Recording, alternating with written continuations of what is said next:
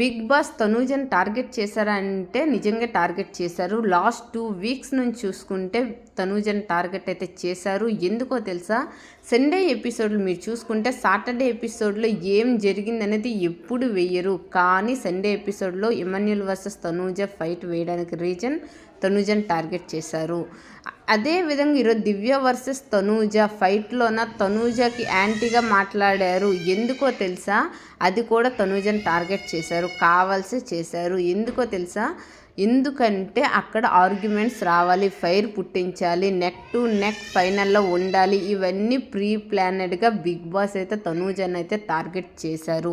ఇకపై చూసుకుంటే దివ్య versus తనూజలో wrong ఎవరిదంటే దివ్యదే wrong అంటున్నా. ఎందుకో తెలుసా? దివ్య టార్గెట్ తనూజని చేసింది. బన్నీ గారు తనూజతో మంచిగా ఉండడం చూడలేకపోయింది, కుళ్ళిపోయింది, ఉడికిపోయింది దివ్యనే. అదే విధంగా చూసుకుంటే దివ్య అనే ఫస్ట్ ఆఫ్ ఆల్ నోరు జారింది, మాటలు వదిలేసింది. కానీ తనూజ కాదు, దిష్టి బొమ్మ అంది, సీరియల్ యాక్టింగ్ అంది, చాలా చాలా పర్సనల్గా వెళ్ళి కూడా మాట్లాడింది.